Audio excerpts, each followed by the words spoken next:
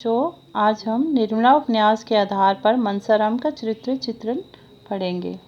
तो देखिए, जिस प्रकार से हमने निर्मला उपन्यास से निर्मला का चरित्र चित्रण पढ़ा, तोताराम जो है उनका चित्र चित्रण पढ़ा। नायिका के रूप में यहाँ पर निर्मला को प्रस्तुत किया गया है और नायक के रूप में तोताराम को। तो तोताराम जो हैं उनके बारे में आपने पढ़ा कि उनका दूसरा विवाह जो है एक किशोर अवस्था की कन्या जो है निर्मला से हो जाता है। तो उनकी पहले से ही 3 संतान थी, जिनमें से सबसे बड़े पुत्र का नाम मनसाराम है, जो 16 वर्ष का है। तो अब हम जो मनसाराम है उसके चरित्र चित्रण के बारे में पढ़ेंगे। तो मनसाराम निर्मला उपन्यास में मुंशी तोताराम का बड़ा लड़का है। प्रेमचंद ने मनसाराम के रूप में एक भावुक किशोर युवक को प्रस्तुत किया है और वह चारित्रिक गुणों के कारण सभी को आकृष्ट करता है। उसके चरित्र की प्रमुख विशेषताएं निम्नलिखित हैं। तो मनसाराम जो है उसे मुंशी तोताराम ने निर्मला उपन्यास में तोताराम के सबसे बड़े बेटे के रूप में प्रस्तुत किया, जो कि 16 वर्ष का है। काफ़ी भावुक है, काफ़ी पढ़ने में बहुत अच्छा है, कुशल है, खेल कूद में भी अच्छा है। तो उसके चारित्रिक गुणों के आधार पर सभी को उसने अपनी तरफ ध्यान जो है आकृष्ट किया हुआ। उसके जो प्रमुख विशेषताएं हैं वो इस प्रकार से हैं। मैंने आपको बताया, सबसे पहले हम क्या पढ़ते हैं, किसी भी पात्र के चरित्र चित्रण के बारे में पढ़ने में उसके व्यक्तित्व को पढ़ना बहुत जो है आवश्यक है।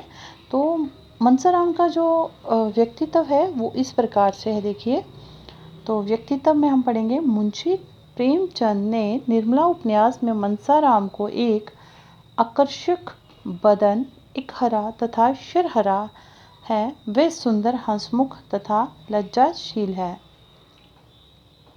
तो देखिए, मुंशी प्रेमचंद ने निर्मला उपन्यास में मनसाराम को एक आकर्षक बदन, एक हरा तथा शरहरा युवक के रूप में प्रस्तुत किया है। युवक के रूप में प्रस्तुत किया है। वे सुंदर, हंसमुख तथा लज्जाशील है। बहुत शर्मीला भी है, हंसमुख भी है और बहुत सुंदर भी है। उसके सौंदर्य का वर्णन करते हुए निर्मला अपनी छोटी बहन कृष्णा से कहती है, वह लड़का है ही ऐसा था कि जो देखता था उससे प्यार करता था। मनसाराम का मुख कमल की तरह हरदम खिला रहता था। उसके बाद है बुद्धिमान। मनसाराम बहुत कुशाग्र बुद्धि का युवक था। पढ़ाई के साथ साथ उसे खेलों में भी रुचि थी। खेल में भी टीम का कैप्टन होने पर भी वह क्लास में भी प्रथम रहता था। उसके स्कूल के अध्यापकों को भी उसकी प्रतिभा पर विश्वास था और वो मानते थे कि मनसाराम स्कूल का नाम उज्जवल करेगा। ये मनसाराम जो है बहुत तेज, कुशाग्र हो गई, तेज बुद्धि का युवक था। पढ़ाई के साथ साथ खेलों में भी उसे काफ़ी रुचि थी। खेलों में की जो टीम थी उसके स्कूल की, उसका वह कैप्टन था।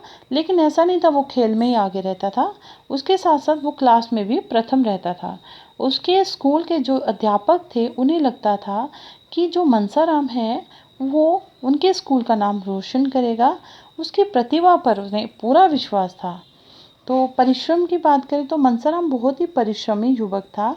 वह अपने प्रत्येक कार्य मन लगाकर करता था। कठिन परिश्रम के कारण ही वह स्कूल की हॉकी टीम का कप्तान था तथा खेल के साथ साथ पढ़ाई में प्रथम रहता था। परिश्रमी होता है मेहनती। मनसाराम बहुत ही मेहनती युवक था कि मन लगाकर हर कार्य को करता था, जिसका चाहे वो पढ़ाई है, चाहे वो खेल कूद है, हर जो क्षेत्र है उसमें वो अव्वल रहने की कोशिश करता था, प्रथम आता था। तो इसी कारण से वो अपने स्कूल की जो हॉकी की टीम थी उसका कप्तान था। तो आपको बच्चों यहाँ से पूछा भी जा सकता है, मनसाराम जो है कि किस खेल में हिस्सा लेता था, या किस खेल का कप्तान था। तो वो हॉकी टीम की जो थी उसका कप्तान था। आज्ञाकारी। मनसाराम अपने से बड़ों की आज्ञा का पालन करने में सदा तत्पर रहता था। अपने पिता की आज्ञा का पालन करने के लिए ही वह छात्रावास चला जाता है और अपने प्राणों की बाजी लगा देता है। कि अपने पिता की देखियो आज्ञाकारी तो वो हमें दिखाई देता है कि अपने पिता की बात का मान रखने के लिए वो चुपचाप छात्रावास चला जाता है, जबकि वो एक ऐसा बालक है जो छात्रावास जाकर बीमार हो जाता है कि उसे घर में रहना ही अच्छा लगता था। लेकिन पिता के संदेह के कारण वो जो है पिता की बात में मान लेता है और अपने प्राणों की बाजी तक लगा देता है। छात्रावास मैंने बताया हॉस्टल जाके वो खाना पीना छोड़ देता है, बीमार हो जाता है, उसे थाइसिस जो है वो बीमारी हो जाती है और वहाँ पर जाके उसकी मृत्यु तक हो जाती है। स्वाभिमानी युवक भी है। अगर बात करें स्वाभिमानी है, मनसाराम अत्यंत स्वाभिमानी युवक है। पिता के ये कहने पर कि उन्हें उसका आवारा घूमना सहन नहीं होता, वे घूमना फिरना तक बंद कर देता है और अपने कमरे तक ही सीमित रहता है। जब मुंशी जी निर्मला और मनसाराम के संबंध पर शंका कर उसे छात्रावास भेजना चाहते हैं तो वह अपने आत्म अभिमान के कारण छात्रावास जाने के लिए मान जाता है और जीवन के अंतिम क्षण तक घर वापस नहीं लौटता। तो स्वाभिमानी युवक तो वो दिखता ही है। स्वाभिमानी होता है कि जो मेहनती होने के पश्चात वो किसी बात को जो है किसी भी जैसे मनसाराम को आवारा कहा गया तो वो उसको बर्दाश्त नहीं कर पाता है। मनसाराम बहुत ही स्वाभिमानी था। पिता की बार बार ये कहने पर कि तुम आवारा घूमते हो, तुम्हारा आवारा घूमना मुझे सहन नहीं होता है, तो वो इस कारण कहते थे क्योंकि उन्हें निर्मला और मनसाराम का खुला व्यवहार जो था वो पसंद नहीं था। तो जिस कारण वो किसी न किसी बात पर उसको टोकते थे, डांटते थे। तो उसे जब ये बातें कही जाती तो वो घूमना फिरना बंद कर देता है, अपने कमरे में ही सीमित रहता है, वहीं बैठा रहता है सारा दिन। मुंशी जी निर्मला मनसाराम के जो रिश्ता था, जो संबंध था, उसे शक की निगाह पर देखते हैं तो उसे छात्रावास भेज देते हैं। तो वो इतना आत्म अभिमान के कारण छात्रावास जाने के लिए भी मान जाता है, लेकिन जीवन के जो अंतिम क्षण है उसके प्राण निकल जाते हैं, वो घर लौट कर वापस नहीं आता है। तो भावुक एवं अपराध बोध से पीड़ित है। मनसाराम अत्यंत भावुक व्यक्तित्व का स्वामी है। पिता द्वारा उसके चरित्र पर संदेह करने पर मनसाराम छात्रावास में ही बीमार हो जाता है। वह इसी चिंता में डूबा रहता है कि इतना घोर कलंक। जब उसे समझ आता है, देखो कि भाई पहले तो उसे समझ नहीं आता कि मेरे पिता मुझे छात्रावास क्यों भेज रहे हैं। मनसाराम अत्यंत भावुक किस्म का व्यक्ति है, स्वामी है उसका स्वभाव का। पिता द्वारा उसके चरित्र पर शक करने पर मनसाराम छात्रावास में बीमार हो जाता है। पहले तो उसे समझ नहीं आता कि पिता ने मुझे छात्रावास में क्यों भेजा, नहीं अम्मा आई है घर में, या तो उन्होंने शिकायत की है। लेकिन जब उसे समझ में आता है कि मेरे पिता मुझे छात्रावास इस कारण भेज रहे हैं कि वो मेरे और मेरी माँ के रिश्ते को जो है वो संदेह की निगाह से देख रहे हैं, वह इसी चिंता में डूबा रहता है कि ऐसा क्या उन्होंने देखा मुझ में कि जो इन्होंने इतना घोर कलंक उसे अपने जीवन निरर्थक लगने लगा था, इतना घोर कलंक लगाया उस पर। तो मृत्यु शैया पर पड़े हुए मनसाराम को जब निर्मला अपने देह का रक्त देने के लिए तैयार हो जाती है, अस्पताल में आती है, तो मनसाराम का हृदय भावुक उठता है तथा रोते हुए कहता है, अम्मा जी, इस अभागे के लिए आपको व्यर्थ में इतना कष्ट उठाना पड़ा। ईश्वर से मेरी यही प्रार्थना है कि मेरा पुनर्जन्म आपके गर्भ से हो, कि मेरा दोबारा अगर जन्म हो तो मैं आपके गर्भ से जन्म लूँ, आपका पुत्र बन के, जिससे मैं आपके ऋण से उऋण हो जाऊंगा, कि मेरे ऊपर आपका भार है, आपने मुझे इतना माँ की ममता दी, वो मैं ऋण उतार सकूं। इस कारण मैं अगले जन्म में आपकी ही कोख में पैदा हूँ।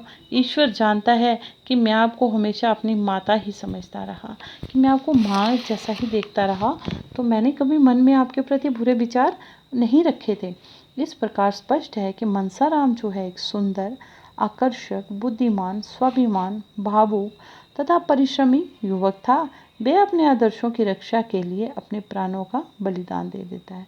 तो बच्चों, हमने जो है मनसाराम का चित्रण पढ़ा कि मनसाराम जो है एक बहुत ही होनहार, बहुत ही परिश्रमी, बहुत ही स्वाभिमानी और जो है एक पिता के आज्ञाकारी जो पुत्र था, जिसके पिता जो हैं उसको संदेह की निगाह से देखते हैं, जिस कारण उसको छात्रावास भेज देते हैं और वो इस रिश्ते को स्वयं उसके पिता नहीं संभाल पाते और एक होनहार बेटे की जो है हत्या हो जाती है, उसे अपने हाथों से गवा देते हैं, जो कि बहुत ही होनहार बालक था, जो पढ़ने में, खेलों में, हर चीज़ में अच्छा था, हर चीज़ में मन लगा के काम करता था।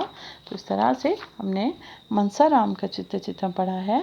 तो प्रिय बच्चों, आप इसे ध्यानपूर्वक सुने, समझें, अपनी कार्य पुस्तिका पर उतारें अपनी सुविधा के लिए, ताकि आपको बाद में जो आपके पास जो है ये सारे नोट्स हों तो आप पढ़ते रहो।